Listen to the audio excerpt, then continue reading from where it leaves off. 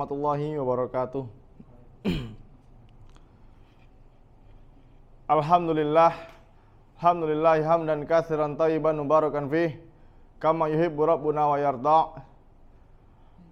Asyhadu an la ilaha illallah wahdahu la syarikalah, wa asyhadu anna Muhammadan abduhu wa rasuluhu la nabiyya wa rasula ba'dah. Qala azza wa jalla, ya ayyuhalladzina amanu taqullaha haqqa tuqatih wa la tamutunna illa wa antum muslimun. Wa qala azza wa jalla, ya ayyuhan nasu taqu rabbakumul ladzi khalaqakum min nafsin wahidah wa khalaqa minha zawjaha wa batha minhuma rijalan katsiran wa nisaa wattaqullaha alladzi tasaaluna bihi wal arham innallaha kana 'alaikum raqibah. Ikhwani fiddin wa akhwati fillah, rahimani wa rahimakumullah. Alhamdulillah, kita dipertemukan oleh Allah Subhanahu wa taala di sore hari yang berbahagia ini di musola Rumah Sakit Air Bunda Lubuk Linggau untuk memulai kajian perdana kita mengenai akidah atau keyakinan kita. Dan lebih tepatnya kita membahas Kitabut Tauhid karya Syekh Abdul Wahhab rahimahumullah. Jamaah dimanapun Anda berada, kitab ini kitab yang ringkas dan memiliki beberapa keistimewaan yang dikaji oleh para ulama dan para ustadz-ustadz kita. Di antara keistimewaan itu adalah Syekh menulis kitab ini pada saat terjadi banyak sekali praktek kesyirikan di zaman tersebut. Ya, praktek kesyirikan yang luar biasa. Dan Syekh memberanikan diri untuk menulis kitab ini. Kemudian kitab ini sangat ringkas, itu mulakhos ringkasan yang sangat ringkas, dan di sini kita membawakan penjelasan dari Syekh Shalih Fauzan hafizallahu taala. Kemudian keistimewaan yang lain adalah kitab ini, ikhwan wa akhwati fillah, menjelaskan syirik secara detail, ya, menjelaskan syirik secara detail. Dan inilah tauhid. Tauhid lawan dari syirik. Sebuah kesalahan besar, ikhwan, apabila kita semangat mempelajari ilmu dunia, ya, S1, S2, S3, bahkan lintas jenjang, lintas jurusan lagi, tapi kita bodoh dalam perkara tauhid. Ini musibah ini. Kita tidak bisa membedakan mana syirik, mana tauhid. Mana syirik, mana tauhid. Ustadz, kok di mana-mana ini ngajinya ini tauhid terus ini, Ustadz? Kenapa ini? Bosen saya udah pernah ini belajar tauhid ini. Tauhid, ya itu memang harus diulang-ulang. Ya. Pada zaman tabi'in, perkara tauhid ini sangat penting. Sampai seorang ulama membahas ini berulang-ulang terus. Kitab selesai diulang lagi, kitab selesai diulang lagi. Akhirnya muridnya protes. Ini kan udah pernah, kok diulang lagi? Kita membahas ini bukan masalah paham, bukan masalah selesai atau tidak selesai. Yang penting paham atau tidak. Karena kita belajar itu, yang kita cari adalah pahamnya. Ilmu tauhid ini nancap di hati kita. Ya. Murid ini protes karena dia belajar tauhid terus. Suatu ketika di zaman itu terjadi masalah. Seorang anak menzinahi ibu kandungnya sendiri. Kira-kira heboh nggak ini? Kalau di kampung kita dengan kayak gini heboh nggak nih? Heboh, ikhwan. Heboh ini. Tapi murid-murid ini bersikap biasa saja ketika terjadi kesyirikan. Nggak usah jauh-jauh. Di Linggau ini banyak, ikhwan. Saya baru 2 hari yang lalu dapat WA, ya, dikirimi foto seorang sesepuh, ya, baru dilantik jadi pemangku adat. Ceritanya dia baru pulang umroh nih, baru pulang umroh, pakai ya style Islami lah, gitu kan. Sedang memberikan sesembahan pada makam keramat. Dan ini dusunnya ini, dusun tempatnya ini hanya kira-kira 15 km dari tempat kita. Nah, kita nggak bisa nyebutkan namanya. Ya. Ini nggak jauh dari tempat kita. Ya. Di pinggiran kota kita nih, ikhwan. Ada tradisi kalau mau nikah, ini harus minta dulu, memberikan sesembahan dulu kepada pohon kalau mau nikah. Ya repot banget ini, ya kan? Karena apa? Masalahnya apa? Karena tidak belajar tauhid. Nah, tauhid ini penting ini, ya. Dan kitab ini, ikhwani fiddin wa akhwati fillah, azanillahu wa iyyakum, membahas tentang hakikat tauhid itu sendiri. Apa itu tauhid? Yaitu hak-haknya Allah. Hak-haknya Allah yang sangat besar. Hak terbesar Allah adalah tauhid. Mentauhidkan Allah. Ya kalau kita nggak belajar tauhid, gimana kita tahu cara beribadah kepada Allah dengan benar? Kalau kita tidak belajar tauhid, ya ibadah kita salah-salah. Hanya kalau kata orang Jawa itu, cari ini mbahku. Katanya mbahku ya salatnya seperti ini. Kata mbahku seperti ini dan seperti ini. Ya ini repot ini. Kita belajar tauhid agar apa? Agar kita tahu bahwa kupu-kupu masuk dalam rumah itu bukan karena ada tamu. Ya. Ini kan khurafatnya gitu. Kalau di kampung saya itu, kalau ada kupu-kupu masuk dalam rumah, wah ini bakal ada tamu ini. Siap-siap bersih-bersih rumah. Kalau tangannya gatel, mau dapat duit, nah ini dari mana sumbernya ini? Nggak ada. Kalau mau dapat duit ya kerja gitu, ya kan? Ini nggak masuk akal. Dan ikhwani fiddin, azanillahu wa iyyakum, tauhid ini adalah syarat mutlak seseorang itu masuk surga. Dia beribadah, bersedekah, apalagi bayar zakat, tapi kalau dia menyekutukan Allah, la yanfa'uhu, enggak bermanfaat sedekahnya ini. Dia tidak bertauhid. Dia tidak mengesahkan Allah dalam hal ibadah. Ya. Ada artis kafir, ya kan? Bersedekah sekian puluh juta, sekian ratus juta. Apakah dia masuk surga? Enggak. Pemain bola, Masya Allah, bikin masjid, bikin ini, ya nggak bermanfaat, bahkan harus dihancurkan masjidnya ini, nggak boleh dipakai. Karena apa? Yang bikin siapa? Orang kafir. Ya kita jangan apa? Jangan parno ya dengan kata kafir ya. Ya kafir ini sudah ditulis dalam Al-Quran. Artinya, ya intinya selain Islam lah, gitu. Atau diperhalus lagi jadi non Muslim, gitu kan? Padahal kafir sendiri sudah ada dalam Al-Quran. Ikhwani fiddin wa azanillahu wa iyyakum, Syekh Muhammad bin Abdul Wahhab ini seorang ulama kibar, seorang ulama yang besar. Berkat kedua tangannya lah dakwah sunnah, ya, dakwah tauhid ini bisa menyebar. Ya, para ulama terdahulu juga menulis kitab tauhid, menulis bab tentang tauhid, tapi tidak sedetail Syekh Muhammad bin Abdul Wahhab. Dan beliau adalah Syekh Muhammad bin Abdul Wahhab bin Sulaiman bin Ali.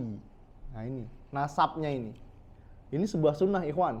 Sebuah sunnah itu kita menghafal atau mencatat nasab kita. Ya. Dimas bin sampai putus nanti kita sampai mana nasab itu. Nah, ini sebuah sunnah sebenarnya yang banyak dilupakan. Beliau berasal dari kabilah Bani Tamim. Bani Tamim ini sebuah suku ya. Bani Tamim ini sebuah suku yang terkenal ya, sudah masyhur ini. Dari kalangan Timur Tengah kenal. Bani Tamim ini nasab yang mulia. Dan beliau adalah imam dakwah salafiyah fi Najd wa khairiha, di daerah Najd dan selainnya.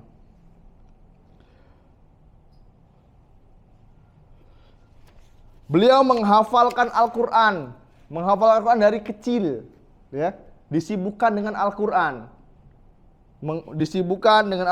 Menghafal, dan ini dibantu oleh ayahnya. Gurunya ini siapa? Bapaknya sendiri. Ya, gurunya Syekh Muhammad bin Abdul Wahab adalah bapaknya sendiri. Ya. Ya, kita membahas kajian ini, yang kita cari adalah yang penting kita paham dan mampu mengamalkan. Ya, kitab ini selesai bolak-balik tapi kita nggak paham, ini repot ini. Ya, selesai kitab tapi nggak paham. Ikhwani fiddin, rahimani wa rahimakumullah. Di sini Syekh Muhammad bin Abdul Wahab membawakan sebuah dalil. Ya, dimulai yang pertama dengan surat Az-Zariyat ayat 56 yang berbunyi, wa ma khalaqtul jinna wal insa illa liya'budun. Wa ma khalaqtul jinna wal insa illa liya'budun. Surat Az-Zariyat ayat 56.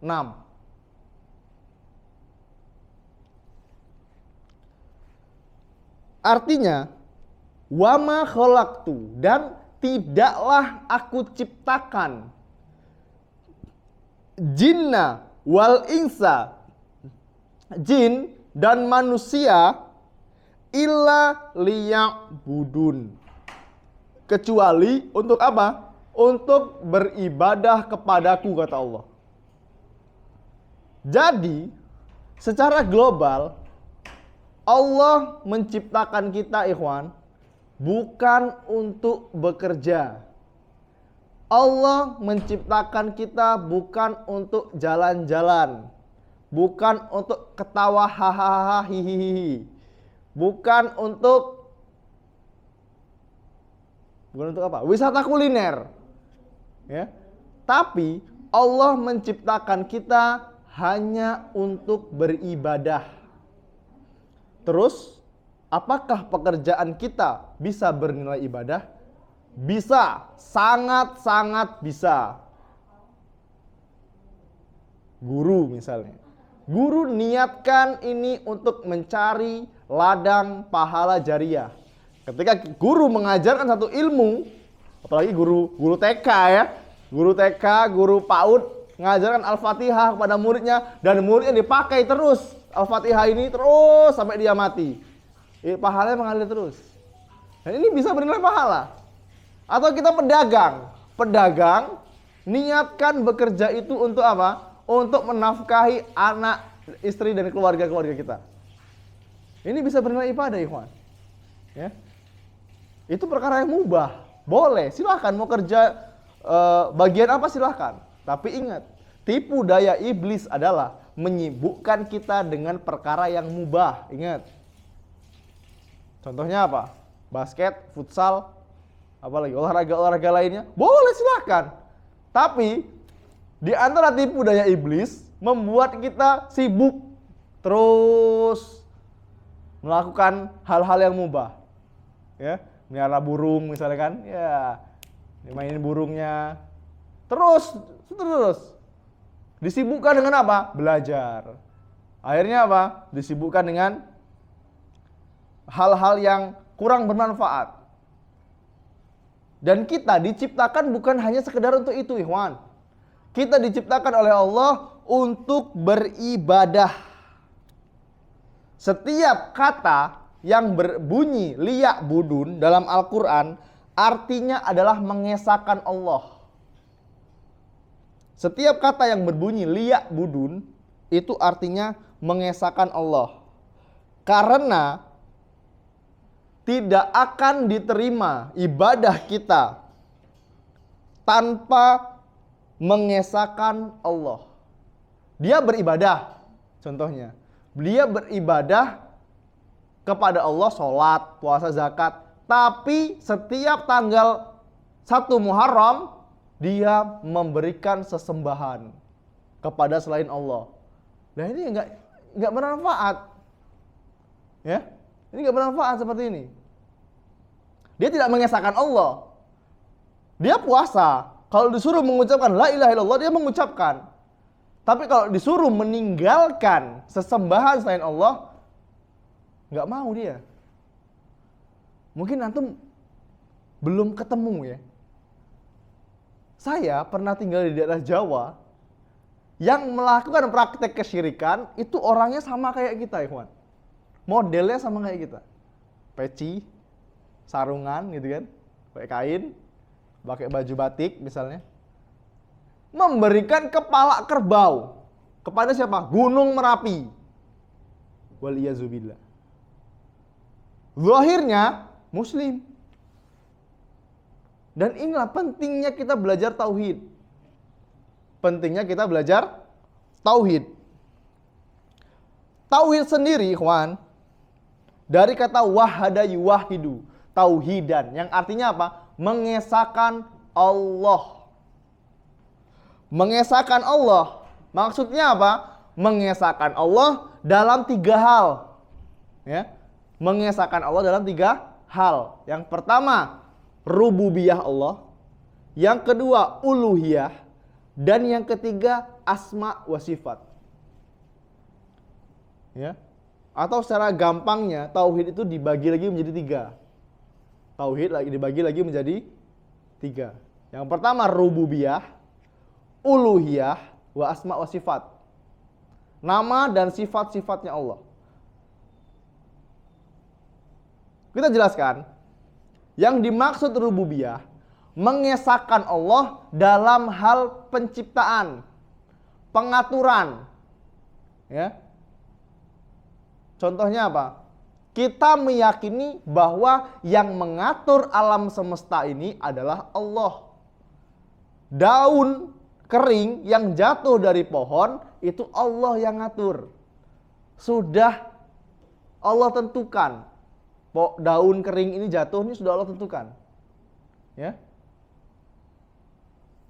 Yang memberi rezeki Allah.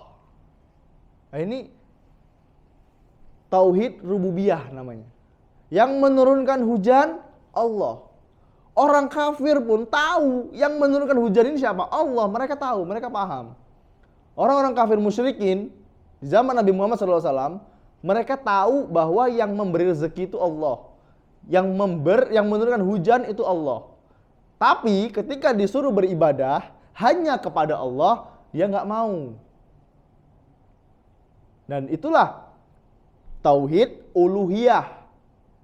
Tauhid uluhiyah artinya ifradullah bil ibadah, mengesahkan Allah dalam hal ibadah. Ini perbedaannya ya. Kalau tauhid rububiyah, mengesahkan Allah dalam hal penciptaan, pengaturan. Alam semesta ini yang ngatur Allah. Terserah Allah, mau gempa bumi di mana, mau banjir bandang, gunung meletus, terserah Allah. Allah yang ngatur, bukan kita. Mau hajatan nih, sedekah kalau bahasa linggau ya. Mau sedekah, dia nyewa dukun 10 untuk nolak hujan, biar sedekahnya rame yang datang. Dia nyewa dukun 10 orang, pakai lidi, pakai segala macam, nanam bawang segala macamnya. Kalau Allah berkehendak hujan, hujan. Nggak ada yang bisa menentang. Ya. Ini tauhid rububiyah. Dan sejatinya akal sehat kita, fitrah kita itu sudah mengetahui bahwa mengetahui tentang kerububihan Allah. Tentang keagungan Allah dalam hal rububiyah. Nah, kalau tauhid uluhiyah mengesahkan Allah dalam hal ibadah. Ya contohnya tadi, agar kita tidak terjatuh pada kesyirikan. Dan yang ketiga, tauhid asma wa sifat. Nama dan sifat-sifatnya Allah. Kita tidak boleh mentakwil, ya, atau membagaimanakan. Kalau Allah sifatnya punya tangan, ya, Allah menyebutkan banyak dalil yang menyebutkan Allah melihat, Allah punya tangan, Allah punya kaki, Allah punya wajah. Tapi kita tidak boleh, haram membagaimanakan. Maksudnya gimana? Membagaimanakan bentuknya Allah. Kepikiran kita, cak mana ya bentuknya Allah nih? Oh mungkin Allah nih sama kayak kita. Nggak boleh. Laisa kamitslihi syai'un wa huwa samiul basir. Tidak ada yang serupa dengan Allah, dan dialah Allah yang maha mendengar lagi maha melihat. Allah mendengar, kita mendengar. Tapi pendengaran Allah dengan pendengaran kita itu berbeda. Allah punya tangan, tapi ingat, tangannya Allah dengan tangannya makhluk itu beda. Tangan saya sama tangan Uda Peri udah beda ini. Besarnya udah beda bentuknya. Ya, mungkin saya agak-agak coklat-coklat kehitaman ya. Punya Uda Peri mungkin agak glowing gitu kan. Nah, ini beda, udah beda ini. Ya. Dan kita tidak boleh membagaimanakan bentuknya Allah atau mentakwilnya. Kayaknya nggak mungkin Allah punya tangan nih. Udahlah, kita tidak boleh membayangkan Allah. Allah tuh tidak punya tangan. Kalau Allah tak punya tangan, ya berarti Allah sama kayak kita berarti. Nah, ini ada juga orang model kayak gini, nggak boleh kita.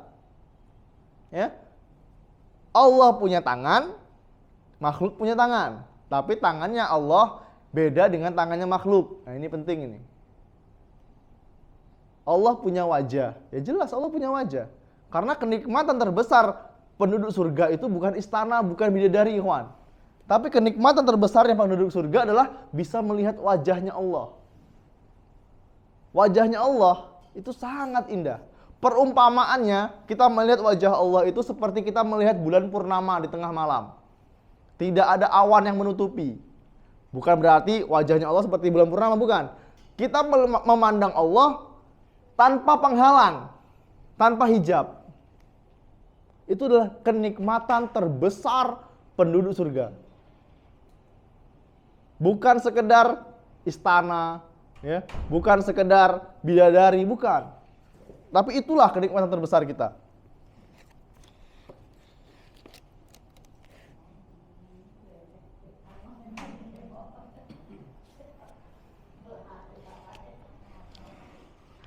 Dan di kitab ini lebih membahas tentang tauhid uluhiyah, ifradullah bil ibadah, mengesahkan Allah dalam hal ibadah. Ya. Dalam surat apa tadi? Masih ingat? Ada masih ingat? Ayatnya 56. Az-Zariyat ayat 56. Wa ma khalaqtul jinna wal insa illa liya'budun. Tidaklah aku ciptakan jin dan manusia kecuali untuk beribadah kepadaku. Ini memiliki banyak faidah yang ditulis oleh Syekh Shalih Fauzan hafizallahu taala. Ya. Ini juga ikhwan, kita ajarkan kepada anak kita, kepada adik kita, masih kecil-kecil gitu kan. Usia 7 tahun, 8 tahun, ini bisa kita ajarkan. Nah, pagi-pagi sambil sarapan ya. Nah, siapa nak yang menciptakan roti ini siapa nak? Tukang roti ya? Enggak nak, yang menciptakan ini Allah. Dan kita sebagai rasa syukur kita nak, kita beribadah hanya kepada Allah nak. Karena Allah sudah ngasih kita ini. Allah sudah membuat Abi sehat, bisa bekerja untuk kamu. Ini tauhid juga ini, ikhwan. Ya. Sebenarnya banyak metode untuk mengajarkan tauhid pada anak. Ya. Insya Allah di sini punya anak semua ya, insya Allah ya. Sebenarnya banyak cara untuk mengajarkan tauhid kepada anak. lagi jalan-jalan, ya, yang diberi Allah kemudahan, keluar kota, lihat gunung, lihat laut. Nak, siapa nak yang menciptakan laut ini nak? Allah ya. Nah, tauhid. Nah, Allah menciptakan laut beserta isinya nak. Mereka sedang beribadah kepada Allah, mereka sedang bertasbih kepada Allah nak. Cara bertasbihnya gimana ya? Hanya Allah yang tahu nak. Nah, ini tauhid juga ini. Dan kita dianjurkan untuk berwasiat kepada anak kita. Ya, berwasiat kepada anak kita. Apa faedah yang dapat diambil dari ayat ini? Yang pertama, wujubu ifradillah bil ibadati ala jami'il tsaqalaini al jin wal ins. Wujubu ifradillah, wajibnya mengesahkan Allah dalam hal ibadah. Ala jami'il tsaqalaini, atas segala makhluk yang dibebani. Yaitu siapa? Jin dan manusia. Cuma dua ini aja yang dibebani. Karena surga, neraka, ya untuk dua ini, dua jenis ini. Nanti ikhwan, di akhirat, hewan itu dikisos, dibalas. Hewan yang zalim itu dibalas. Singa ganggu apa misalnya? Kancil misalnya. Luka kancilnya atau mati kancil diterkam. Nanti dikisos di akhirat. Kan sering pertanyaan ya. Ustaz, nanti kalau di akhirat hewan-hewan gimana Ustaz? Gitu kan? Bahkan celetuk anak kita ngomong kayak gitu. Ya, nanti di akhirat ada singa enggak ya? Ya, ada. Setelah mereka dikisos, ya, saling membalas, maka mereka dileburkan jadi tanah. Paham ya? Hewan dikisos, dibalas sesuai perbuatan mereka. Manusia yang nonton. Manusia nonton hewan dikisos. Setelah itu baru manusia. Dan nanti di akhirat ikhwan, dan ini akidah yang harus kita pegang. Ada seekor domba putih yang disembelih di depan manusia. Setelah manusia masuk surga, masuk neraka, disembelih, terdengar suara, ini adalah kematian. Setelah ini tidak ada lagi kematian. Yang dalam surga kekal, yang dalam neraka kekal, kecuali yang dirahmati oleh Allah. Ya. Kalau sudah masuk surga, nggak mungkin masuk neraka lagi. Tapi yang masuk neraka ada kemungkinan dia masuk surga. Karena dalam sebuah hadis yang artinya kurang lebih, barang siapa yang akhir hayatnya, akhir kehidupannya mengucapkan la ilaha illallah, dakhalal jannah, dia masuk surga. Ya walaupun dia dicuci dulu di neraka, sehari 2 hari di neraka ya mungkin ya. Dia beribadah, tapi dia bermaksiat. Dia tahu la ilaha illallah. Dia paham bahwa hanya Allah yang berhak disembah. Tapi dia melakukan maksiat. Ketika dia mati, dia ada kemungkinan masuk surga. Tapi ada syaratnya. Masuk neraka dulu. Setahun, 2 tahun mungkin kan. Tapi ingat, 1 hari di neraka itu sama dengan 1000 tahun. Bahkan dalam Al-Quran disebutkan sampai 5000 tahun. Ya, 1 hari di neraka sama dengan 1000 tahun di dunia. Ya, kecuali yang mati dalam keadaan syirik. Mati dalam keadaan syirik, sudah pasti dia masuk neraka, khalidina fiha abadan. Dia kekal selama-lamanya di neraka.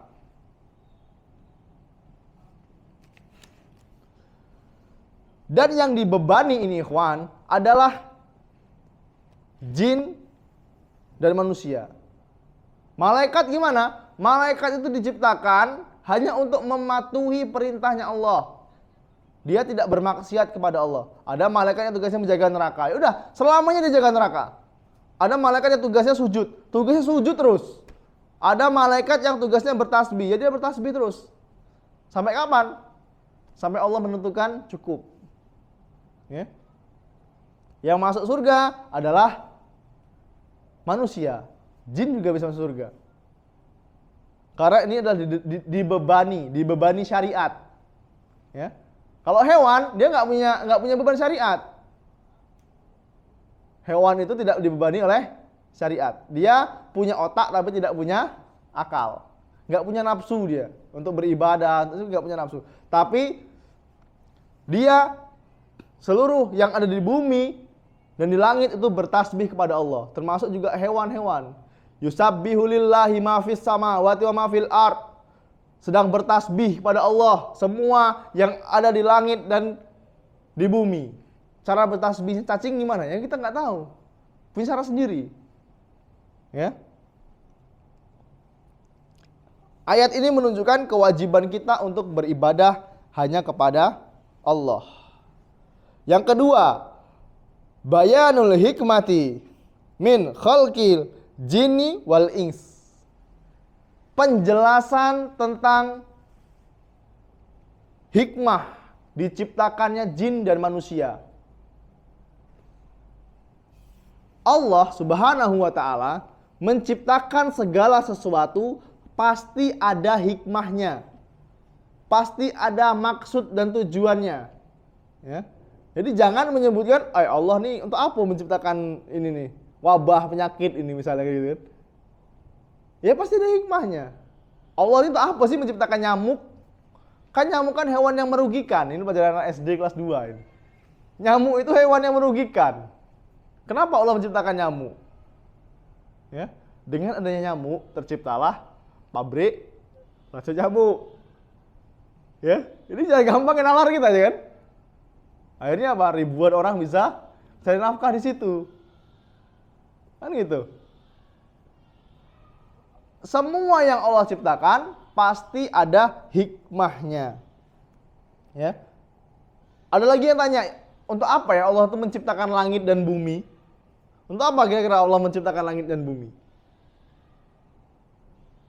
Ibaratkan nih Juan, kita punya potensi nih, ya. Kita punya potensi kemampuan yang luar biasa, tapi kita nggak manfaatkan. Kira-kira mubazir nggak? Mubazir lah. Allah, dia punya kemampuan untuk menciptakan langit dan bumi. Ketika langit dan bumi telah diciptakan, ya harus dimakmurkan. Siapa yang memakmurkan? Allah, manusia yang diciptakan oleh Allah Subhanahu wa taala. Makanya manusia itu lebih utama dibandingkan dengan hewan.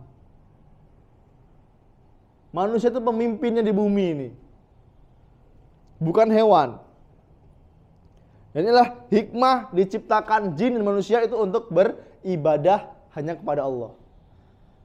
Dan manusia itu diciptakan untuk mengetahui, ikhwan, untuk mengetahui bahwa Allah itu zat yang berhak disembah. Kita harus paham la ilaha illallah.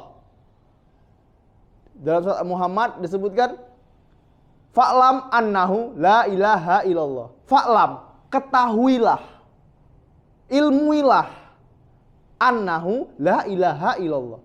Ilmuilah. Dalam bahasa Arab, fi'il amr, kata perintah, itu hukumnya wajib. Fa'lam. Ya, ketahuilah. Kayak itu disuruh, ketahuilah. Duduklah. Ini wajib ini. Annahu la ilaha illallah. Sesungguhnya tidak ada sesembahan yang berhak diibadahi dengan benar kecuali Allah. Ini arti dari la ilaha illallah sebenarnya. Kalau kita kan dari kecil kan diajarin apa? La ilaha illallah. Tidak ada Tuhan selain Allah. Ini orang Indonesia ini ngertiin. Tapi secara letterlek, la ilaha illallah artinya adalah la ma'buda bihaqqin illallah. Tidak ada sesembahan yang berhak diibadahi dengan benar kecuali Allah. Karena kalau kita lihat di luar sana, banyak Tuhan nih, kawan. Ya, di India itu sapi jadi Tuhan itu. Cicak jadi Tuhan, tikus jadi Tuhan. Ketika saya menjelaskan seperti ini, murid-murid saya nggak percaya. Pas diambilin fokus, buka YouTube nih, sapi disembah, sapi dicium-cium, monyet didandanin kayak manusia, disembah itu hewan-hewan itu. Kan ini secara akal sehat kan nggak masuk kita kan. Nah ini tugas kita adalah fa'lam annahu la ilaha illallah. Ketahuilah bahwa tidak ada sesembahan yang berhak diibadahi dengan benar kecuali Allah. Bagaimana cara kita mengetahui la ilaha illallah kalau kita nggak belajar? Bagaimana cara kita mengetahui beribadah kepada Allah sesuai dengan syariat kalau kita nggak belajar? Ya. Bagaimana kita tahu cara sholatnya Rasulullah Shallallahu Alaihi Wasallam kalau kita nggak belajar? Dan inilah pentingnya kita menuntut ilmu, ikhwan. Ya, kita ini belajar ilmu. Oh, ini, sini ya. Oh, urusan mana tadi? Ya, kalau kejeda ini agak blank. Kita belajar ilmu agama, ya ikhwan. Waktu SD paling berapa jam sih? Ya, 1 jam, 2 jam dalam 1 pekan. Itu pun kalau gurunya masuk. SMP sama juga. SMA udah kemana-mana ini pikirannya SMA ini. Apalagi kuliah semester 1 semester 7 blank semua, nggak ada lagi ilmu agama di situ. Ya kita cuma mengandalkan apa? Mengandalkan ilmu kita sedikit tadi. Bacaan sholat kita nggak di-upgrade, ya. Gerakan sholat kita ini udah bener apa belum? Kira seperti itu. Kita bertanya pada diri kita sendiri, kira-kira sudah benar belum aku nih ya? Kalau ragu, belajar. Tanya sama ahlinya. Ya. Inilah pentingnya kita belajar. Hikmah diciptakan jin dan manusia adalah untuk beribadah kepada Allah. Yang ketiga, anal khaliqa huwallazi yustahiqqal ibadati duna khairihi mimman la yakhluqu. Sesungguhnya yang berhak disembah, ini sesungguhnya yang berhak disembah adalah yang menciptakan itu sendiri, bukan selainnya. Paham ya? Yang berhak disembah itu adalah yang menciptakan. Karena Allah itu Al-Khaliq, artinya yang Maha Pencipta. Inilah ikhwan, perbedaan penciptaan Allah dan penciptaan makhluk. Makhluk juga menciptakan, Allah juga menciptakan. Perbedaannya apa? Allah menciptakan sesuatu dari yang belum ada menjadi ada. Contohnya apa? Manusia, langit, bumi. Ini Allah yang menciptakan. Manusia nggak ada yang bisa menciptakan. Ya? Kalau manusia, dia menciptakan juga, tapi dari sesuatu yang ada menjadi ada. Meja terbuat dari apa? Kayu. Yang menciptakan kayu ini siapa? Allah. Ini perbedaan makhluk dan Allah. Dan yang dinamakan makhluk itu segala sesuatu yang ada di bumi ini, kecuali siapa? Satu, Al-Quran. Al-Quran ini kalamullah, perkataan Allah langsung, bukan makhluk. Imam Ahmad bin Hambal sampai di penjara bertahun-tahun, sampai mau dibunuh gara-gara apa? Mengatakan Al-Quran ini adalah kalamullah, perkataan Allah. Karena di zaman itu semua manusia dipaksa mengatakan Al-Quran makhluk. Al-Quran ini ya makhluk kayak kita aja. Bukan, Al-Quran itu perkataan Allah. Ini mempertahankan akidahnya sampai di penjara, dibunuh, ya, diancam dibunuh untuk mempertahankan akidah. Dan yang berhak disembah adalah yang menciptakan, bukan selainnya, kata Syekh Shalih Fauzan hafizallahu taala. Fa fi hadzal radu 'alal ubadil asnam wa khairiha. Dan di dalamnya termasuk penolakan untuk beribadah kepada asnam, patung-patung. Ya. Patung-patung berhala, wa khairiha, dan selain-selainnya. Kalau kita melihat praktek kesyirikan, ikhwan, dan hati kita biasa-biasa saja, ini perlu dipertanyakan ini iman kita ini. Ya. Tapi kalau kita melihat praktek kesyirikan dan hati kita menolak, berarti tauhid kita sudah hampir benar nih. Ya. Melihat kesyirikan kita biasa aja. Lihat patung-patung didandanin gitu kan. Ini termasuk sesembahan juga nih. Dan kita harus menolaknya. Hati kita harus menolak. Kemudian selanjutnya faedah yang dapat diambil adalah isbatul hikmati fi af'alillahi subhanah. Penetapan hikmah dari perbuatan-perbuatan Allah yang maha suci. Ya, kita harus menetapkan hikmah dari perbuatan-perbuatan Allah. Terserah Allah mau berbuat apa, mau dikasih bencana, mau dikasih apa, dimanapun terserah Allah. Ya. Dan kalau tauhidnya benar, ikhwan, ini contoh gampangnya ya, kita sebagai orang awam lah. Kalau seseorang tauhidnya benar, ketika ada masalah, dia nggak pusing-pusing ya. Dia tahu tempat kembalinya di mana, Allah. Ketika ada masalah, dia ngadunya sama Allah, bukan sama Facebook, bukan sama Instagram, bikin status lagi ada masalah ini. Orang nggak perlu tahu, Allah yang tahu sudah. Minta sama Allah dimudahkan urusannya. Ya. Dan penjelasan tadi adalah yang kelewat tadi. Liya budun, kita kembali ke belakang sedikit. Liya budun beribadah, ya, termasuk juga di dalamnya adalah amalan hati, ikhwan. Bukan sekedar sholat, puasa, zakat, itu ibadah juga. Tapi termasuk di dalamnya adalah ibadah hati. Apa itu ibadah hati? Tawakal, cinta, takut, harap. Nah ini termasuk ibadah. Dan ini harus diberikan hanya kepada Allah. Ya kita mencintai tapi karena Allah. Mencintai anak istri kita karena Allah. Mencintai saudara kita karena Allah. Tawakal itu apa? Menyerahkan segala urusan hanya kepada Allah, Mas.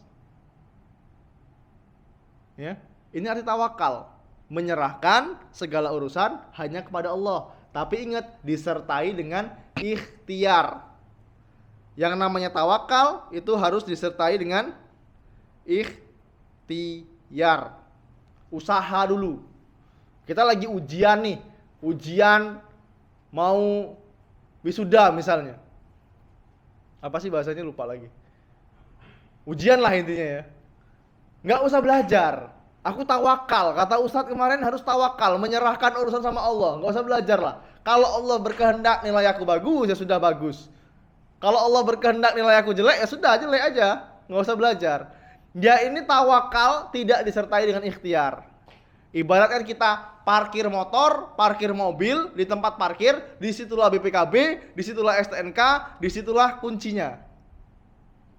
Tawakal kata dia. Ini belum tawakal. Tawakal seperti apa? BPKB disimpan, STNK di dompet, kunci dikantongin, motornya taruh di depan, di parkiran. Kalau hilang, qadarullah. Itu namanya tawakal.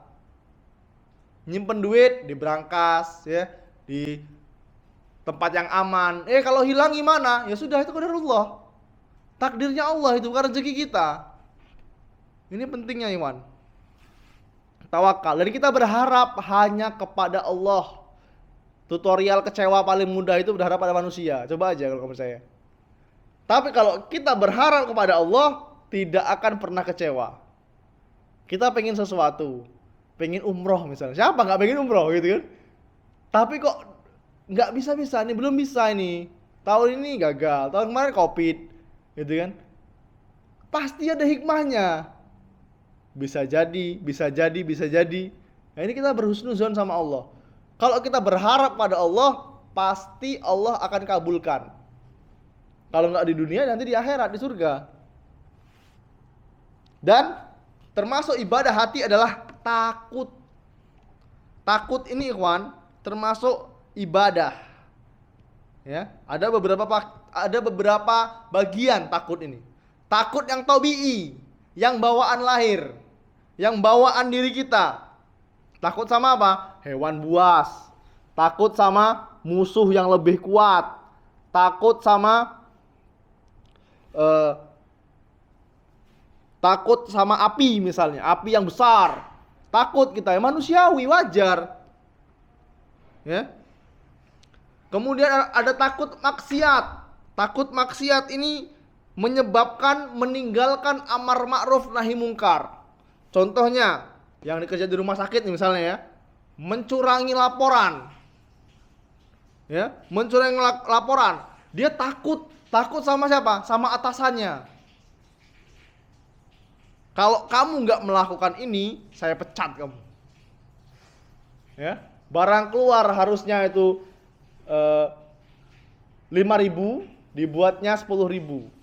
Suruh bosnya, woi bos, nggak boleh bos ini bos. Kalau kamu nggak ikut arahan saya stop kamu, saya pecat kamu. Takut akhirnya apa? Dibuat 10.000.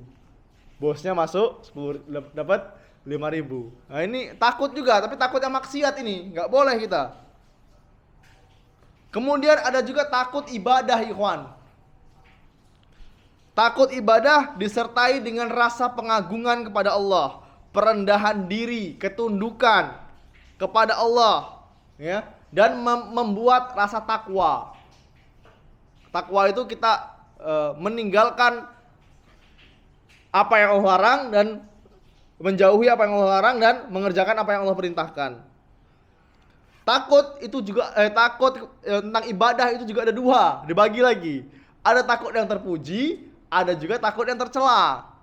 Takut yang terpuji menimbulkan rasa takut yang mencegahnya melakukan maksiat. Oh, kalau dia bisa berzina ini, ya. Nggak ada yang melihat, duit ada, ya. Wanita nakalnya ada. Bisa dia bayarnya ini. Tempatnya ada, tapi dia nggak mau melakukan karena apa? Takut kepada Allah. Nah, ini terpuji ini. Ya. Misalnya di kamar pegang HP, kuotanya ada, wifi-nya lancar, gitu kan? Dia bisa bermaksiat lewat HP-nya ini. Tapi karena dia merasa diawasi oleh Allah, maka dia batalkan maksiat itu. Nah, ini takut yang terpuji. Kemudian takut yang tercela, takut dalam ibadah yang tercela. Takut ibadah yang tercela adalah yang berlebihan. Berlebihan takutnya sehingga apa? Menyebabkan putus asa. Sudahlah, mati bela aku, sayangnya Allah ini tidak sayang lagi sama aku. Akhirnya apa? Takutnya putus asa. Kemudian yang terakhir, takut yang sir, yang sembunyi. Contohnya ini termasuk takut syirik akbar ya, syirik yang besar yang dapat mengeluarkan dari Islam. Contohnya apa? Takut lewat jembatan. Ini ada penunggunya ini. Harus klakson 3 kali. Kalau nggak klakson 3 kali, nanti ada sesuatu misalnya. Wah, ya aku udah berani lewat sini jam 11 malam. Kenapa? Pohonnya angker. Nanti ada. Nah, ini sebuah takut tapi yang tercela juga ini. Takut sama benda pusaka. Keris kecil misalnya. Wah, ini zaman peninggalan. Ah, ini takut saya megangnya, nggak berani nyimpan di rumah. Ya.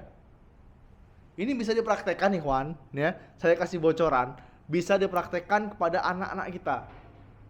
Kalau anak kita takut kegelapan, gendong dia, ajak ke tempat itu. Nah, nih nggak ada apa-apa nih. Ya. Takut sama apa misalnya? Sama rumah sendirian misalnya. Nggak ada apa-apa, ajak keliling ke rumah nih, nggak ada apa-apa nak di sini, nak. Hantu itu nggak ada, tapi ya kalau dari kecil sudah dicekokin dengan tontonan-tontonan yang merusak akidah, ya gimana? Susah kita membenarkannya. Anaknya di sekolah nih, anak-anak kecil ini SD samain zombie, ada zombie ya, gimana? Dalam Islam nggak diajarkan ada zombie ini. Ayo nak, kalau kamu nangis terus, nanti ada momok. Momok itu apa? Hantu. Gimana anak kita mau jadi pemberani? Mau menjadi mujahid? Kok dari kecil diajarin kalau nangis nanti ada momok, nanti ada hantu loh nak. Mana mau takut dia? Ini sebuah kesalahan juga ini. Ya, nah kalau kamu nangis terus nanti ada dokter loh. Bapak ini dokter gitu kan, repot ini. Nah kalau kamu nangis nanti ada kuntilanak, nak. Rambutnya ini, udah repot yang seperti ini.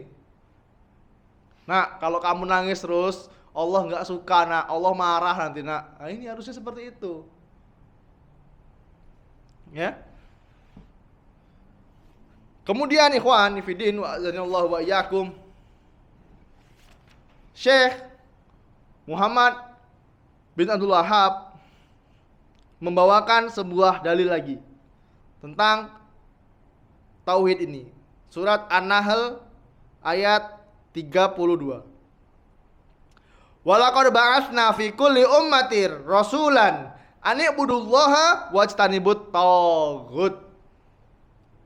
Walaqad ba'atsna, dan sungguh kami telah mengutus fi kulli ummatin, di setiap umat itu rasulan, utusan. Untuk apa tugasnya? An i'budullaha wajtanibut taghut. Untuk menyembah Allah dan meninggalkan taghut. Taghut itu apa? Ibnul Qayyim rahimallahu taala menjelaskan yang namanya taghut itu adalah segala sesuatu yang melampaui batas. Ya, dia ditaati dan ditakuti. Itu namanya taghut. Ya. Pembahasan taghut ini ada sendiri nanti. Siapa itu taghut ada penjelasan sendiri. Dan puncak tertingginya taghut adalah iblis. Tapi ada sekelompok kaum muslimin, ya sebenarnya bukan Islam lagi dia. Sudah keluar dari Islam. Dia menyebutkan bahwa pemerintah kita ini taghut. Pancasila ini taghut. Pemerintah ini kafir katanya. Karena tidak berhukum pada hukum Allah. Melampaui batas. Ini sebuah pernyataan yang batil. Ya. Inilah perbedaan pengajian kita dengan pengajian mereka. Kita tetap meyakini bahwa negara kita inilah negara Islam. Islam dari mana katanya? Islam dari mana? Tauhid ini. Negara tauhid ini. Ya gimana kan dikatakan Islam? Kita azan masih boleh, ya kan? Sholat diatur waktunya. Apalagi? Haji kuotanya diatur.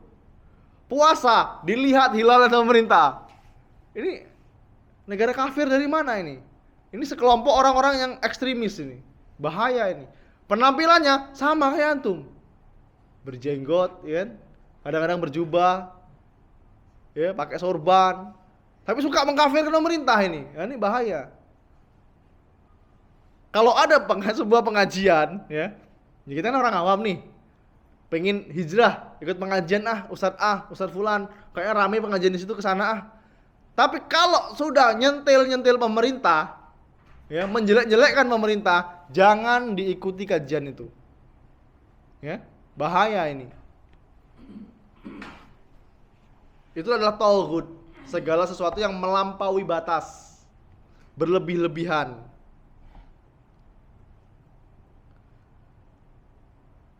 Dan setiap nabi dan rasul itu diutus untuk mengajak agar beribadah hanya kepada Allah.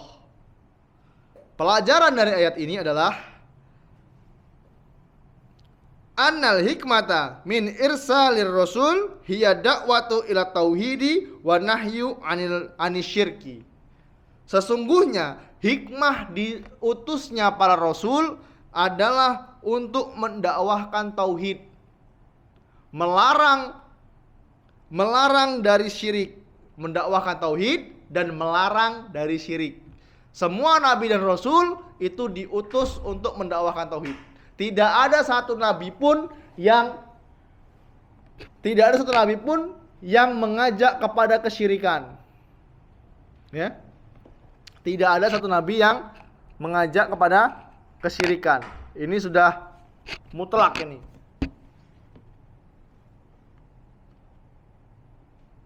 Dan dia mengajak hanya untuk beribadah kepada Allah. Nggak ada kepentingan lain. 950 tahun Nabi Isa alaihissalam berdakwah hanya untuk apa? Ngajak manusia supaya beribadah kepada Allah. Ingat, 950 tahun. Itu dakwahnya, bukan usianya. Usianya wallahu a'lam. Ya. Itu yang pertama. Yang kedua, anna dinal anbiya'i wahidun. Sesungguhnya agama setiap nabi itu satu. Wa huwa ikhlasul ibadati lillahi wa tarku syirki.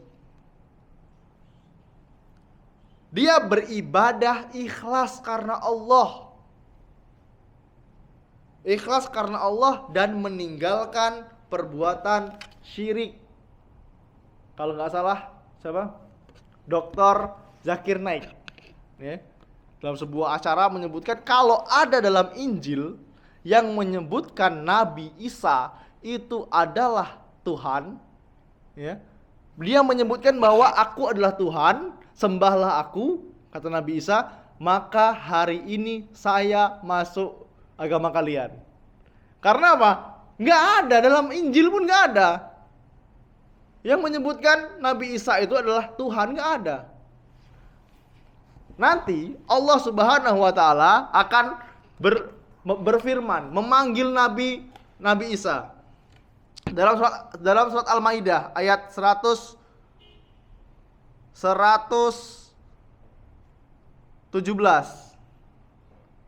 Ayat 116, maaf.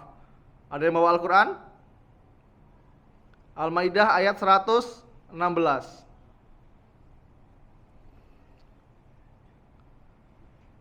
Kita bacakan.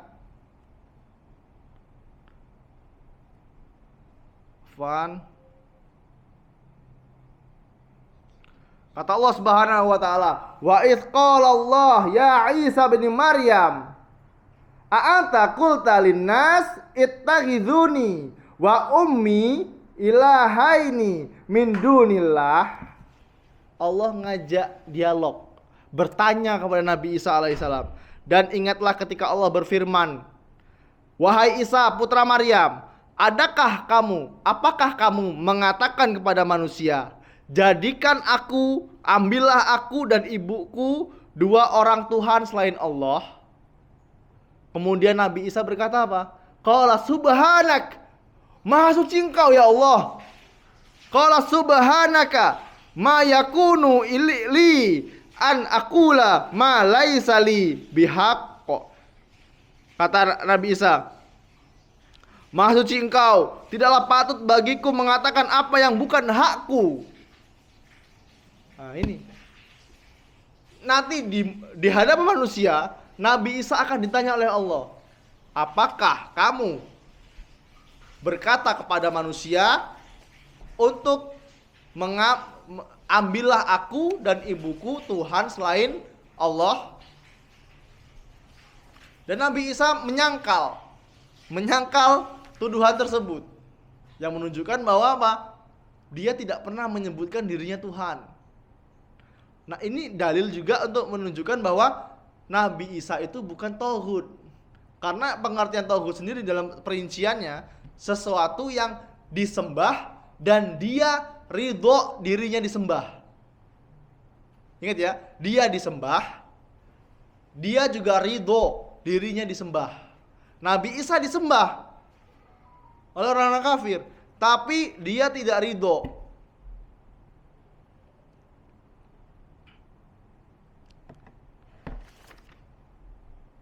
Wa ini ikhtalafat syira'atuhum. Dan agama para rasul itu satu walaupun syariatnya berbeda-beda. Tapi penutupnya siapa? Nabi Muhammad Sallallahu Alaihi Wasallam. Setelah Nabi Muhammad SAW, syariat sudah sempurna. Ya, nggak ada lagi syariat baru. Sholat udah final, udah satu hari yang wajib 5 rakaat saja, 5 waktu saja. Allah Subhanahu wa taala, al-yauma akmaltu lakum dinukum. Pada hari ini telah kusempurnakan bagi kalian agama kalian. Setelah hari itu tidak ada lagi syariat. Ya.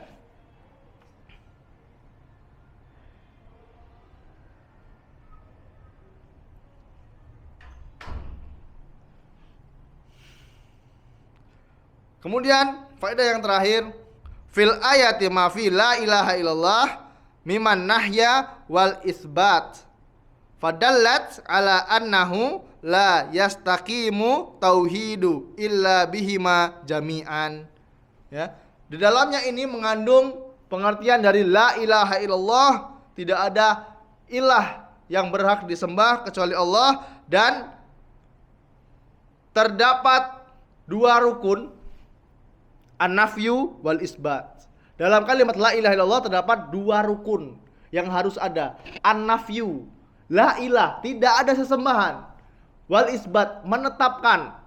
Ya, rukun la ilaha illallah sendiri ada 2. Rukun la ilaha illallah yang pertama adalah an-nafyu, meniadakan.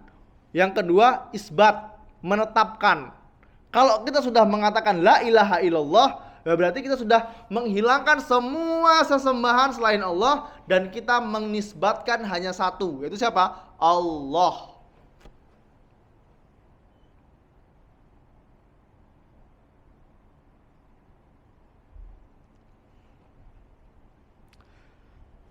Alhamdulillah, sore hari yang berbahagia ini kita bisa menyelesaikan dua dalil dari Kitab Tauhid.